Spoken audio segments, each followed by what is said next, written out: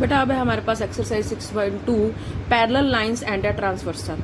जब दो लाइंस को एक ट्रांसवर्सल कट करता है बेटा, चाहे वो अभी तो हम ये नहीं कहेंगे कि ये पैरेलल हैं, जब दो लाइंस को एक लाइन दो अलग अलग पॉइंट्स पे इंटरसेक्ट कर रही है तो इस लाइन को बोलेंगे हम ट्रांसवर्सल और ये हमारी दो लाइंस हैं। तो बेटा जो एंगल सेम पोजीशन पे होंगे, जैसे 1 ऊपर वाली लाइन के ऊपर वाली तरफ ट्रांसवर्सल के साथ बना रहा है तो नीचे वाली लाइन में भी ट्रांसवर्सल के साथ जो ऊपर की तरफ एंगल बन रहा है 1 और 5 ये कोरस्पॉन्डिंग एंगल होंगे, 2 और 6 कोरस्पॉन्डिंग होंगे, 3 और 7, 4 और 8 ये आप 7th क्लास में कर चुके हो। ठीक है, 4 और 8 भी क्या होंगे, कोरस्पॉन्डिंग एंगल। 3 और 6 ऑल्टरनेट इंटीरियर एंगल, 4 और 5 भी ऑल्टरनेट इंटीरियर एंगल। 4 और 6 interior angles on the same side of transversal है और 3 और 5 भी interior angle on the same side of transversal है। 1 4 वर्टिकली अपोजिट है, 2 3 वर्टिकली अपोजिट है, 5 8 वर्टिकली अपोजिट है, 6 और 7 वर्टिकली अपोजिट है। अब हमारे पास बेटा एक्सियोम है कि अगर एक ट्रांसवर्सल दो पैरेलल लाइंस को इंटरसेक्ट करता है तो कोरस्पॉन्डिंग एंगल्स इक्वल होते हैं। तो मतलब अगर हमारे पास एल एम के पैरेलल है तो 1 5 एंगल 1 एंगल 5 के इक्वल होगा, एंगल 2 एंगल 6 के, एंगल 3 एंगल 7 के और एंगल 4 एंगल 8 के। और इसका कन्वर्स भी कि अगर एक ट्रांसवर्सल दो लाइंस को इंटरसेक्ट कर रहा है, अगर कोरस्पॉन्डिंग एंगल इक्वल्स हैं तो ये दोनों लाइंस क्या होंगी, पैरेलल। उसके बाद थ्योरम 6.2 है कि अगर एक ट्रांसवर्सल दो लाइंस को इंटरसेक्ट कर रहा है तो ऑल्टरनेट इंटीरियर एंगल्स हमेशा इक्वल होते हैं। ठीक है, अगर ये दोनों लाइंस पैरेलल हैं, एल एम के पैरेलल है और एन ट्रांसवर्सल है तो एंगल 3 एंगल 6 के इक्वल होगा और 4 5 के इक्वल होगा। और इसका कन्वर्स कि अगर ऑल्टरनेट इंटीरियर एंगल्स इक्वल हैं तो लाइंस क्या होंगी, पैरेलल। उसके बाद अगला है थ्योरम कि अगर थ्योरम 6.4 कि अगर दो लाइंस पैरेलल लाइंस को एक ट्रांसवर्सल कट कर रहा है, जो interior angle same side of transversal है वो सप्लीमेंट्री होंगे, मतलब इन दोनों का सम 180 डिग्री होगा, 3 और 5 का सम भी 180 डिग्री होगा। और इसी का कन्वर्स कि अगर interior angle on the same side of transversal supplementary है तो दोनों लाइंस क्या होंगी, पैरेलल। ठीक है, और एक हमारे पास थ्योरम और है कि लाइंस जो लाइंस एक सेम लाइन के पैरेलल है तो वो आपस में भी क्या होंगी, पैरेलल। जैसे सपोज करो मैं यहाँ पर ये लाइन ड्रॉ कर रही हूँ और ये लाइन, ये दोनों पैरेलल हैं। अब मैंने नीचे वाली के पैरेलल एक लाइन ड्रॉ करी, अब ये वाली लाइन इसके पैरेलल है तो ऊपर वाली के भी पैरेलल होगी। जो parallel lines which are parallel to same line, अब ये भी इसके पैरेलल है, ये भी इसके पैरेलल है तो दोनों आपस में भी क्या होंगी, पैरेलल। ठीक है, अब एक्सरसाइज है बेटा, फर्स्ट सम है फाइंड एक्स एंड वाई, ये फिगर दिया हुआ है हमें, एक्स और वाई फाइंड आउट करने हैं और शो करना है कि ए बी सी डी के पैरेलल है। तो देखो बेटा एक्स और 50 दोनों लीनियर पेयर बना रहे हैं तो x प्लस 50 180 डिग्री होगा, यहाँ से x आ गया 130 डिग्री। अब y और 130 वर्टिकली अपोजिट एंगल्स हैं तो y भी क्या होगा, 130। अब x भी 130 या y भी 130 या वर्टिकली ये sorry alternate interior angle equal आ गए, it means A B is parallel to C D. ठीक है, उसके बाद बेटा सेकंड सम है, हमें इक्वेशन स्टेटमेंट दी हुई है कि अगर ए बी सी डी के पैरेलल है और सी डी ई एफ के पैरेलल है और y और z की रेशियो हमें दी हुई है 3:7, तो हमें एंगल x फाइंड आउट करना है। तो बेटा यहाँ पर मैं इस एंगल को ध्यान देना, इस एंगल को मैं w सपोज कर लेती हूँ। अगर सी डी ई एफ के पैरेलल है तो w और z इक्वल होंगे, ऑल्टरनेट इंटीरियर एंगल्स हैं तो यहाँ से w भी क्या आ जाएगा, y को मैंने 3a सपोज कर लिया रेशियो की वजह से और z को 7a सपोज कर लिया तो यहाँ से w z के इक्वल आ गया तो w भी क्या आ गया, 7a। ठीक है बेटा, अब यहाँ पर एक बात और है बेटा कि अगर ए बी सी डी के पैरेलल है तो x और y कोरस्पॉन्डिंग एंगल बना रहे हैं तो x और w कोरस्पॉन्डिंग एंगल बना रहे हैं तो x किसके इक्वल होगा, w के। तो x की वैल्यू भी क्या आ गई, 7a। अब ए बी और सी डी पैरेलल है और x और y क्या होंगे, interior angles on the same side of transversal क्या होंगे, ये सप्लीमेंट्री, मतलब x और y का सम क्या होगा, 180 डिग्री। तो x 7a था, y 3a था, इन दोनों का सम 180 डिग्री, यहाँ से a की वैल्यू आ गई और x की वैल्यू क्या आई थी, 7a, 7 × 18 126 डिग्री।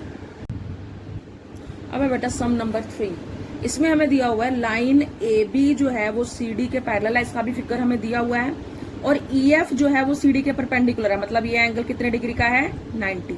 ये 90 का तो ये भी 90 का होगा बेटा ऑल्टरनेट इंटीरियर एंगल से।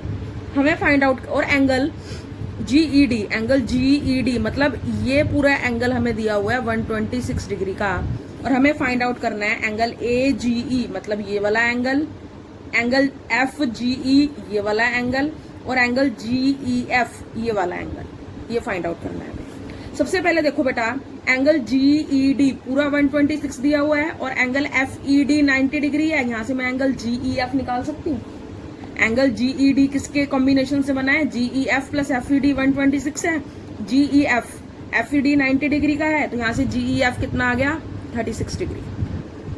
ठीक है, अब ये वाली पूरी लाइन अगर इसके पैरेलल है और GE ट्रांसवर्सल है, तो एंगल AGE और एंगल GED, ये वाला एंगल इसके इक्वल होगा ऑल्टरनेट इंटीरियर एंगल से। तो एंगल AGE भी मेरा कितना आ गया? 126 डिग्री। अब मेरे को निकालना है ये वाला एंगल FGE। अब बताओ बेटा, AGE और FGE लीनियर पेयर बना रहे हैं, तो इन दोनों का सम क्या होगा? 180 डिग्री। तो यहां पर AGE प्लस FGE का सम 180 डिग्री। AGE हमें पता है, यहां से FGE निकाल लो। ठीक है बेटे, अब हम करेंगे सम नंबर 4। सम नंबर 4 की क्या स्टेटमेंट है बेटा? एक लाइन PQ जो है वो ST के पैरेलल है, ये फिगर भी हमें दिया हुआ है। ये वाला एंगल PQR 110 डिग्री दिया हुआ है, एंगल RST 130 डिग्री दिया है। हमें एंगल QRS निकालना है, जिसको कि मैंने एंगल 3 का नाम दिया है। इसमें हमें कंस्ट्रक्शन करनी पड़ेगी। हमने एक लाइन ड्रॉ करी जो R से पास होके जा रही है और इस ST के या PQ के कह लो पैरेलल है। इस लाइन को मैंने नाम दिया XY या XRY। अब बेटा अगर ये लाइन इसके पैरेलल है और ये भी लाइन इसके पैरेलल है, क्योंकि ये दोनों आपस में पैरेलल है, जो तीसरी है जो वो भी पैरेलल होगी इन दोनों के।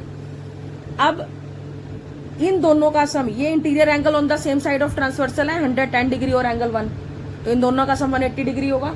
यहाँ से एंगल 1 आ जाएगा मेरे पास 70 डिग्री।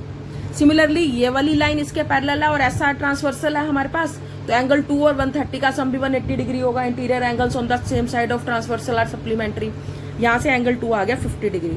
अब एंगल 1, 2 और 3 तीनों लीनियर पेयर बना रहे हैं, तीनों का सम 180 डिग्री होगा। 1 और 2 हमें पता है, 3 हम निकाल सकते हैं। देखिए 1 और 2 हमें पता है, 3 हम निकाल सकते हैं। 60 डिग्री, 60 डिग्री क्या है? एंगल 3 क्या है? Angle QRS। ठीक है, अब है बेटा सम नंबर 5।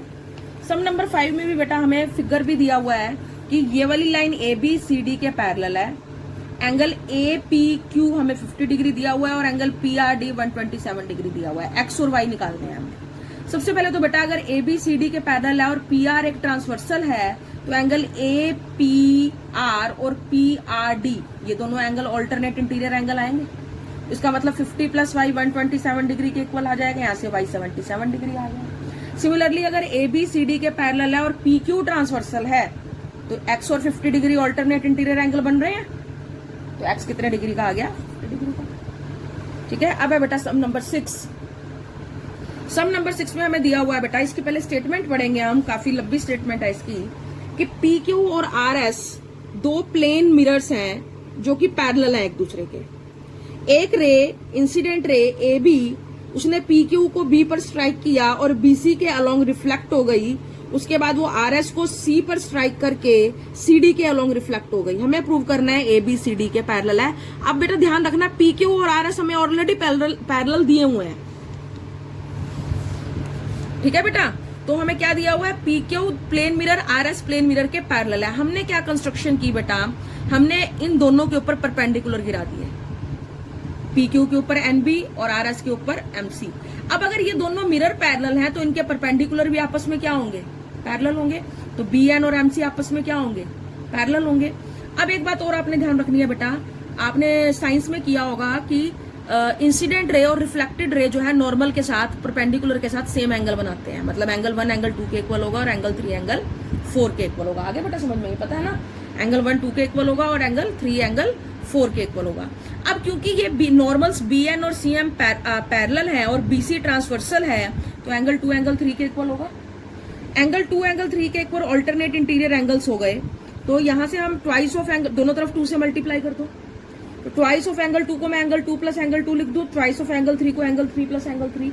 अब एंगल 1 एंगल 2 के इक्वल है, तो एक एंगल 2 की जगह मैंने एंगल 1 लिख दिया और एक एंगल 3 की जगह मैंने एंगल 4 लिख दिया। तो 1 प्लस 2 3 प्लस 4 के इक्वल आ गया।